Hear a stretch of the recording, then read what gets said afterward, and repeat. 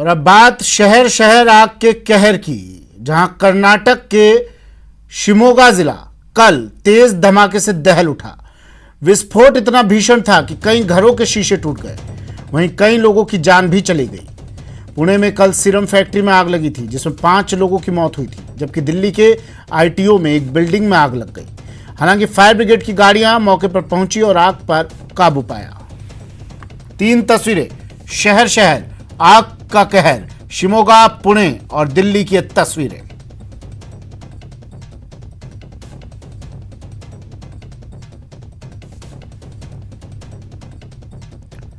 कर्नाटक का शिमोगा जिला कल तेज धमाके से दहल उठा। दिल्ली की बात कर लेते हैं। दिल्ली के आईटीओ के पास एक इमारत में आज आग लग गई। आग की सूचना फौरन दमकल विभाग को दी गई, जिसके बाद मौके पर पहुंची दमकल की गाड़ियों ने इमारत में लगी आग पर काबू पा लिया। आग इस इमारत में स्थित एक दफ्तर में लगी थी, जिससे वहां रखे फर्नीचर और दफ्तर में रखे कागजात खाक हो गए। आग किस वजह से लगी थी, ये अभी पता नहीं चल पाया है। वजह हमें फायर कंट्रोल रूम में सूचना मिली थी। इनिशियल टर्नआउट हमने 4 गाड़ियों का कराया था। बाद में धुआं और ये देखकर हमने इसको कैटेगरीज की बढ़ाई थी। टोटल 13-14 गाड़ियां हैं। सेकंड फ्लोर पर एक ऑफिस है, छोटा सा ऑफिस है, ज़्यादा बड़ा नहीं है। उसमें फर्नीचर और जो ऑफिस में मटेरियल होता है उसमें आग थी। इसको हमने 45 मिनट के अंदर ही कंट्रोल कर लिया। कोई किसी की हताहत होने की खबर नहीं है।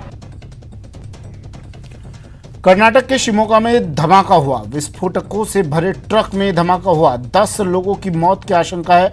इस हादसे में 6 लोगों को बचा लिया गया है। धमाके के बाद धमाका इतना भीषण था, इतना तेज था, इतना भयानक था।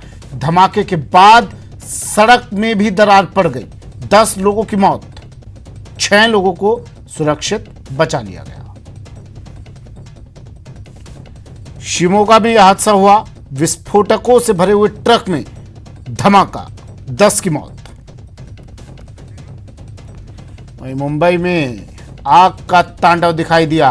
पार्किंग में भीषण आग लग गई और इसमें 2 बस और 1 कार जलकर खाक हो गई। आग की लपटें देख तुरंत फायर ब्रिगेड को सूचना दी गई। फायर ब्रिगेड की कई गाड़ियां मौके पर पहुंची और आग पर काबू पाया गया। ये तस्वीरें मुंबई की।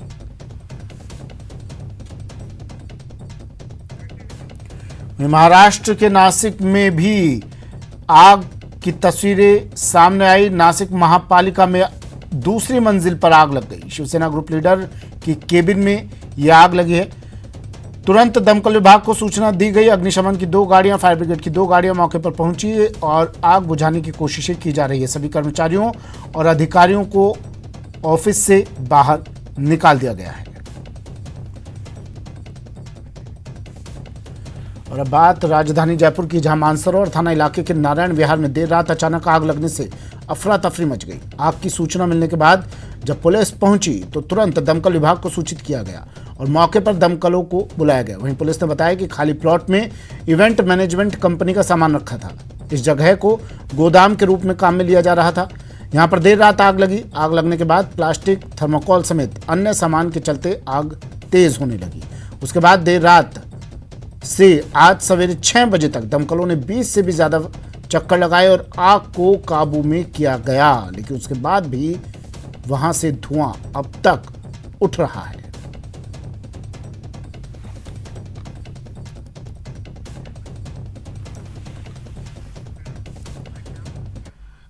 आज हम हार्पिक और न्यूज 18 के फ्लैगशिप कैंपेन मिशन पानी के एक अहम पड़ाव पर पहुंच गए हैं। 26 जनवरी को होने वाले वाटरथॉन के लिए हमें देश के सभी कोनों से सहयोग मिल रहा है। आइए देखते हैं एक झलक। स्वच्छता और पानी, आइए हमारे साथ मिशन पानी।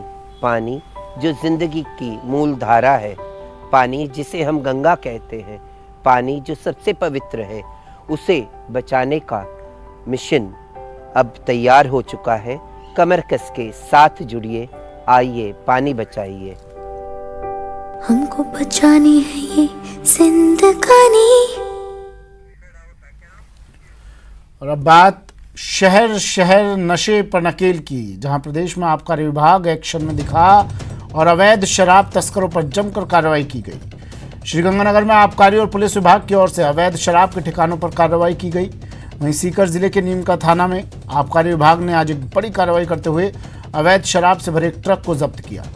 भरतपुर के डीग में आबकारी विभाग ने गांव पल्ला में दबिश देकर 50,000 लीटर वॉश नष्ट किया और मौके से 20 लीटर हथकढ़ शराब बरामद की है। चूरू में अवैध शराब के खिलाफ चलाए जा रहे विशेष अभियान के तहत खुड़ी गांव में कार्रवाई करते हुए अवैध शराब बरामद की गई। वहीं बारा में आबकारी विभाग ने हथकढ़ शराब बनाने वालों पर बड़ी कार्रवाई की है और किशनगंज क्षेत्र के बिलासगढ़ गांव में दबिश देकर 500 लीटर वॉश नष्ट कर 18 लीटर हथकढ़ शराब जब्त की। झालावाड़ में जिले के गंगाधार थाना क्षेत्र के कोलवा और टोंकड़ा कंजर डेरों में आबकारी और पुलिस टीमों ने दबिश दी और करीब 13,000 लीटर हथकढ़ शराब बनाने की वॉश नष्ट करने में बड़ी सफलता हासिल की।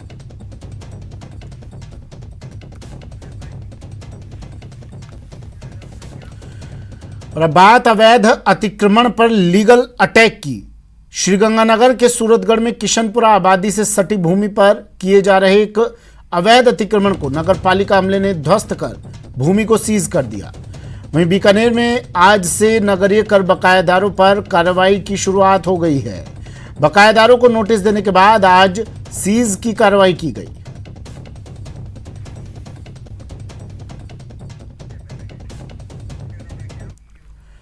खबर अलवर से, जहां बदमाशों के हौसले इस कदर बुलंद हैं कि उन्होंने एटीएम से पैसे नहीं चुराए बल्कि पूरा का पूरा एटीएम ही उखाड़ कर ले गए। पीएनबी के बाहर लोगों की भीड़ लगी है। किसी को समझ नहीं आ रहा कि कोई एटीएम कैसे काट ले जा सकता है, लेकिन ये हुआ है। रात के अंधेरे में बदमाश एटीएम ही काट के ले गए। एटीएम काट कर ले जाने की ये वारदात अलवर के लक्ष्मणगढ़ थाना के मौजपुर की है। यहाँ पंजाब नेशनल बैंक के बाहर लगे एटीएम मशीन को कुछ बदमाश गैस कटर से काट कर ले गए। बैंक की ओर से कहा गया है कि एटीएम में करीब 7 लाख रुपए थे। एटीएम चोरी की इस मामले की पुलिस ने जांच शुरू कर दी है, लेकिन अभी तक पुलिस के हाथ कोई पुख्ता सुराग नहीं लग पाया है। ये घटना जो सूचना मिली है मेरे को 12-1 बजे, 12 से 1 के बीच में। हाँ, 12 बजे करीब चोर आए होंगे और घंटा भर लगा होगा मेरे हिसाब से इस वारदात को जो किया ना उन्होंने, और जो अपन ने जांच पड़ताल करी उसके आधार पर लग रहा है घंटा भर लगा होगा उनको। खबर करौली से, करौली में डकैतों से मुठभेड़, पुलिस और डकैतों के बीच मुठभेड़ हुई। मुठभेड़ में 2 डकैत गिरफ्तार। बड़ी खबर करौली से, 1 बंदूक 4 कारतूस भी इनके पास से बरामद किए गए हैं। गढ़ मंडोरा के जंगलों में ये मुठभेड़ हुई। मुठभेड़ में दोनों ओर से जमकर फायरिंग हुई।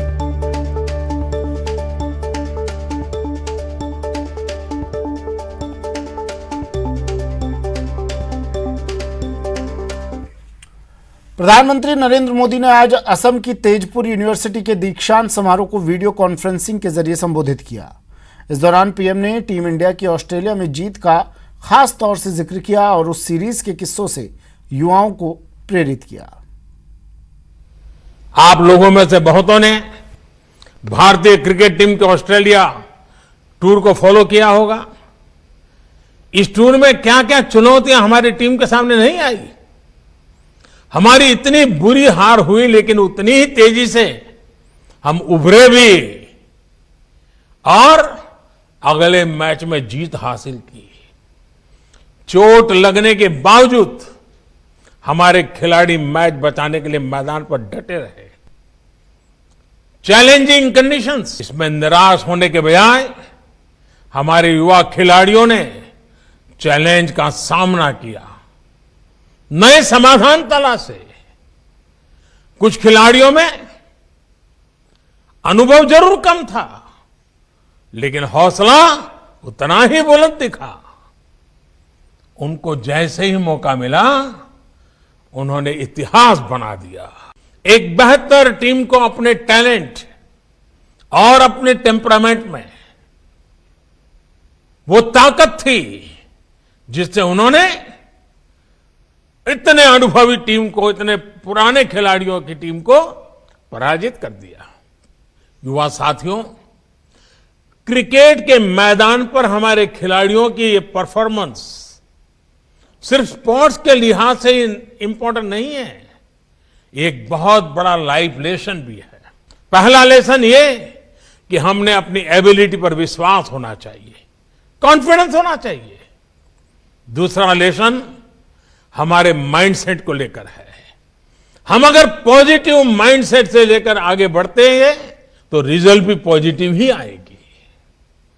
तीसरा और सबसे अहम लेसन, अगर आपके पास एक तरफ सेफ निकल जाने का ऑप्शन हो और दूसरी तरफ मुश्किल जीत का विकल्प हो, तो आपको विजय का ऑप्शन जरूर एक्सप्लोर करना चाहिए। अगर जीतने की कोशिश में कभी कभार असफलता भी हाथ लगे तो इसमें कोई नुकसान नहीं है। रिस्क लेने से, प्रयोग करने से डरना नहीं है। हमें प्रोएक्टिव और फियरलेस होना ही पड़ेगा। हमारे भीतर जो फेल्यूर का डर होता है, हम जो अननेसेसरी प्रेशर अपने ऊपर लेते हैं, उससे जब आप बाहर निकलेंगे तो फियरलेस बनकर उभरेंगे भी। अब बॉर्डर पर दुश्मन हो, यहां अंदर के उपद्रवी, सबकी हरकतों पर नजर रखेगा भारत का वो ड्रोन जिसे दंगा कंट्रोल ड्रोन नाम दिया गया है। क्या है इस आधुनिक ड्रोन की खूबियां, जायजा लिया हमारे संवाददाता शंकर आनंद ने। अगर कहीं पे कोई दंगा होता है या वहां पर अगर कोई जन आंदोलन होता है तो वहां पर किस तरह से ड्रोन कैमरे से नजर रखी जाती है उसको मैं दिखाना चाहूंगा। लेकिन इस वक्त मैं आपको एक विशेष ड्रोन दिखाना चाहूंगा जो काफी बड़ा है। इसको हेक्सा ड्रोन भी कहा जाता है और कई बार ऐसी चीजें, खबरें जो सुनने को मिलती है कि बॉर्डर इलाकों में पाकिस्तान की तरफ से जो है कुछ जो चाइनीज जो ड्रोन होते हैं किस तरह से हथियार गिराते हैं जम्मू कश्मीर के अंदर में, और इस तरह के जो सामने देखने को मिले। तो इस कुछ ऐसा ही कुछ जो ड्रोन होता है जो उसके मार्फत से बाकायदा हथियारों की सप्लाई की जाती है और जो सीमावर्ती इलाके हैं वहां पे गिराए जाते हैं। तो देखा जा सकता है इतना बड़ा सा एक ड्रोन, और हालांकि इस ड्रोन में तमाम जो आधुनिक जो उपकरण हैं वो लगे हुए हैं और इस तरह के ड्रोन का प्रयोग ज़्यादातर जम्मू कश्मीर में होता है या बॉर्डर इलाकों में होता है, उसको आप देखा जा सकता है। और इस ड्रोन का जो नाम है, उस ड्रोन का जो नाम दिया गया है, ये राइट कंट्रोल ड्रोन नाम दिया गया है।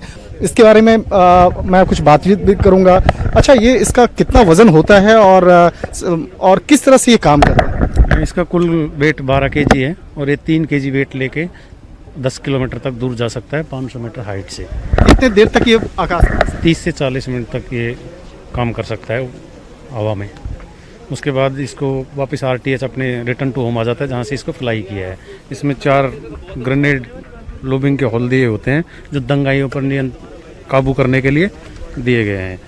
इनमें 4 सेल ग्रेनेड लॉन्च करके उन पर ऊपर दागे जा सकते हैं। अच्छा, मैं ये समझना चाहूँगा कि इसके अंदर में ग्रेनेड्स होते हैं और इसके अंदर से आप ड्रोन के मार्फत से ही जो दंगा करने वाले लोग हैं या जिस जगह पे आप ऑपरेशन को अंजाम देना चाह रहे हैं उस जगह पे ऑपरेशन कर सकते हैं। जी, वहाँ पर यहाँ स्क्रीन पर पूरी सर्वेलेंस दिखाई देती है, वीडियो आती रहती है कि कौन सी जगह पे जहाँ पर ज़्यादा दंगा ये पत्थरबाज हैं, जहाँ से भीड़ है, तंग रास्ता है, छत के ऊपर है, मान लो वहाँ पर कुछ साधन वगैरह जा नहीं सकती, फोर्स जा नहीं सकती, तो इससे काबू किया जा सकता है। एक बार में इसमें जो बैटरी होती है 40 मिनट तक वो आकाश में, जी 40 मिनट तक आराम से, 30 से 40 मिनट तक आराम से आकाश में काम कर सकता है। अगर कहीं पे जो दंगा होता है कहीं पे वहाँ से मॉनिटर करना और इसके साथ साथ अगर उस पर कार्रवाई करना है तो इसके मार्फत से इसको किया जा सकता है।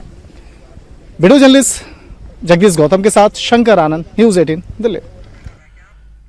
हिमालय के हिमनदों से लेकर मेघालय में दुनिया के सबसे नम जंगलों तक, असम में ब्रह्मपुत्र की ऊंची धाराओं से लेकर राजस्थान और तमिलनाडु के सिकुड़ते भूजल तक, लद्दाख के बर्फीले रेगिस्तान से लेकर दमन के दलदल तक, भारत में जल की वास्तविकता और जल का संकट भी उतना ही विविध है जितना कि ये देश विविध है।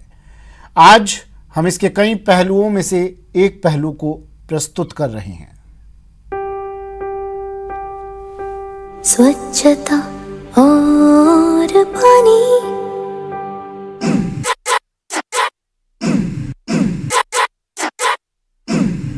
सोचो तो क्यों है आज सहमा सहमा पानी, ये चुपचाप पानी क्यों?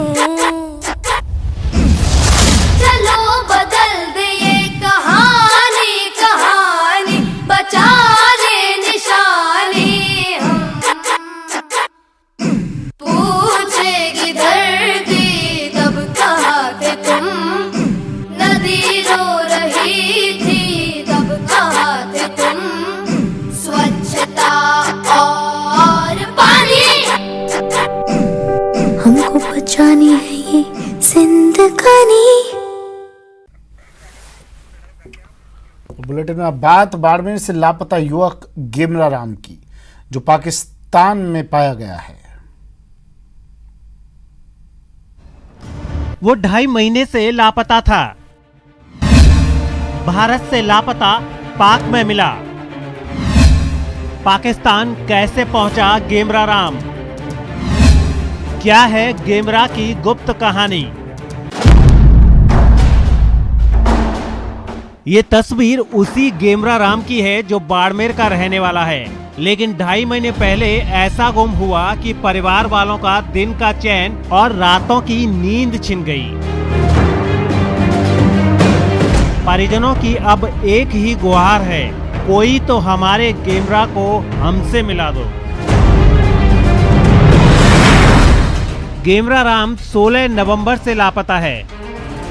गेमरा की तलाश में जुटे परिजनों को पता चला है कि गेमरा पाकिस्तान में है और इस जानकारी ने परिजनों की परेशानी और ज्यादा बढ़ा दी है।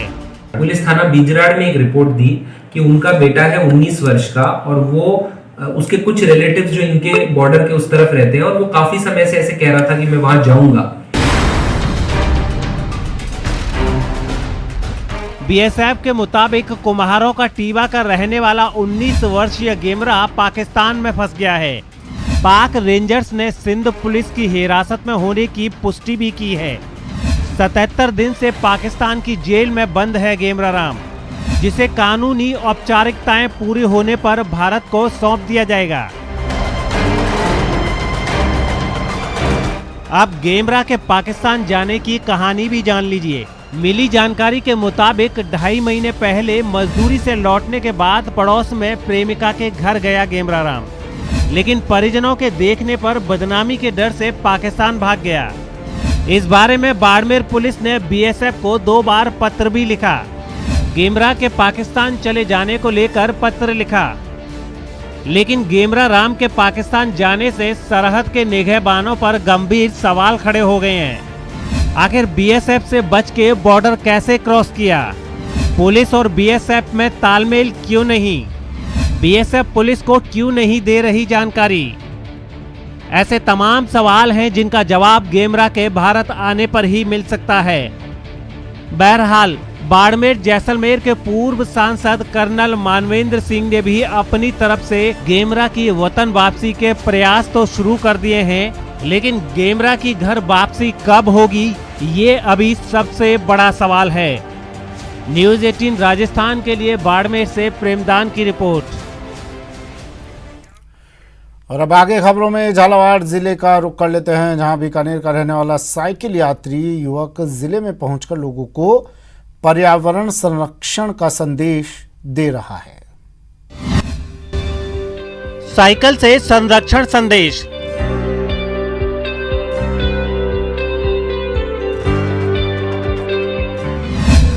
पेड़ पौधे लगाओ, पर्यावरण बचाओ।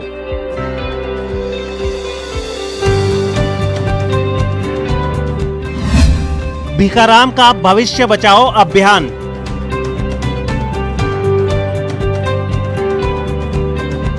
सर, मेरा उद्देश्य है कि पर्यावरण बचाओ, पेड़ पौधे लगाओ, प्रदेश को पर्यावरण प्रदूषण से मुक्त बनाओ और साइकिल को दिनचर्या में ज्यादा से ज्यादा जोड़ो। जन जन तक इसी नेक संदेश को लेकर साइकिल चलाकर झालावाड़ पहुंचे भिखाराम चाहर। साइकिल पर सवार, साथ में तिरंगा, मकसद एक, पेड़ पौधे लगाओ, खूब साइकिल चलाओ और पर्यावरण बचाओ। लोगों को सर मैं ये संदेश देना चाहता हूँ कि ज्यादा से ज्यादा साइकिल का उपयोग करें और प्रदूषण को मुक्त प्रदेश बनाएं। आज है तो कल है, भिखाराम का यही मिशन है और प्रदेश में इसी मिशन का प्रचार करने के लिए बीकानेर से भिखाराम ने 6 दिसंबर 2020 को यात्रा शुरू की। अब तक 4000 किलोमीटर की यात्रा कर चुके हैं। साइकिल से 33 जिलों में जाने का लक्ष्य है। अब तक 20 जिलों में पर्यावरण बचाव का संदेश दे चुके हैं। हर रोज 80 से 90 किलोमीटर साइकिल से चलते हैं। सुबह 11:30 बजे से शाम 5:30 बजे तक साइकिल चलाते हैं। भिखाराम 3 महीने से साइकिल चला रहे हैं और अब तक 20 जिलों में पर्यावरण बचाव का संदेश दे चुके हैं। मैं राजस्थान के 33 जिलों की साइकिल यात्रा शुरू की थी बीकानेर से 6 दिसंबर 2020 को। और ये यात्रा लगभग 3 महीने की होगी, 4 किलोमीटर से पार होगी। अभी तक मैंने 20 जिले कवर कर लिया है। झालावाड़ पहुंचने पर शहर की साइकिलिंग वेलफेयर सोसाइटी के सदस्यों ने भीखाराम का माला पहनाकर जोरदार स्वागत किया और जिले के कलेक्टर हरिमोहन मीना ने उनकी आगे की यात्रा के लिए शुभकामनाएं दी। तो आप भी भीखाराम के इस मिशन में सहभागी बनिए, ज्यादा से ज्यादा साइकिल का प्रयोग कीजिए, पेड़ पौधे लगाइए और पर्यावरण बचाइए। न्यूज 18 राजस्थान के लिए झालावाड़ से तरुण कुमार शर्मा की रिपोर्ट। बुलेटिन में फिलहाल इतना ही, दीजिए इजाजत, नमस्कार।